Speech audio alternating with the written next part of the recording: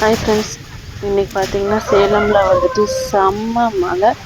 மழையோட காற்று பார்த்திங்கன்னா அப்படி காற்று நம்மளையே தள்ளிட்டு போகிற அளவுக்கு அவ்வளோ காற்று அடிச்சுது. இன்றைக்கி நம்ம ஃபார்ம் சைடில் இருக்கிற ஊரில் எல்லாமே பயங்கர காற்று.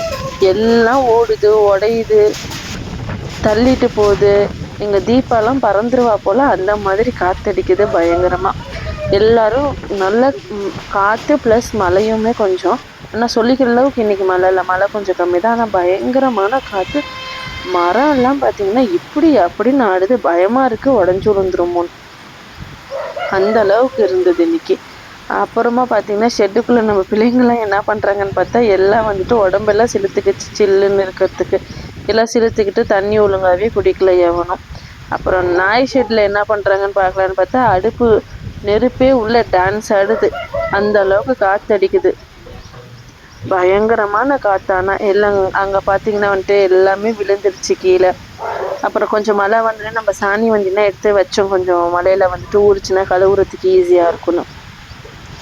அப்புறம் வெளியில் கொஞ்சம் எல்லாம் வந்துட்டு பால் மாட்டுக்கு வந்துட்டு இதெல்லாம் தண்ணி வச்சுருந்தோம். மழை கொஞ்சம் நின்றுட்டதுக்கப்புறம் அதுக்கப்புறம் பார்த்திங்கன்னா வந்துட்டு காற்று தாங்க, பயங்கரமான காற்று. மழை கூட ஒன்றும் அப்படி சொல்லிக்கிற அளவுக்கு இல்லை, காற்றுனா காற்று, பயங்கர காற்று இன்னைக்கு. அப்புறம் ஷெட்டுக்குள்ளே ஆட்டோமேட்டிக்காக வேலை நடக்கிறதுலாம் நடந்துக்கிட்டே இருந்தது. இப்போ இந்த டைமில் பார்த்திங்கன்னா தண்ணி வச்சுட்டு இருந்தோம். நம்ம கெடாபாயை பார்த்திங்கன்னா வந்துட்டு முடியெல்லாம் அப்படி பறக்குது ஃபங்கூட்டம் மாதிரி.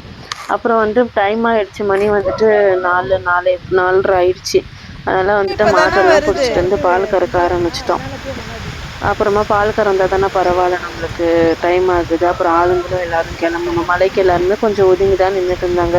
இந்த அக்கா அதுக்கப்புறம் வந்து உட்காந்து பால் கறக்க ஆரம்பிச்சிட்டாங்க. அப்புறம் இந்த மாடு கறந்துட்டு கரண்ட்டும் இல்லாட்டினா மிஷின் போட்டிருக்கலாம். இன்றைக்கி கரண்ட் இல்லாதனால கையில் கறக்கிற மாதிரி ஆயிடுச்சு. இல்லை கொஞ்சம் சீக்கிரமாக கறங்கன்ட்டுன்னு அப்புறம் அதுலேயும் ஒரு மாடு மிஷின் போட்டு பழகிடுனால ஒரு மாடு அப்படியே பால் ஃபுல்லாக அடக்கிடுச்சு. பால் கறந்துட்டு இன்றைக்கி வந்துட்டு வேலையை முடிச்சாச்சு நம்ம.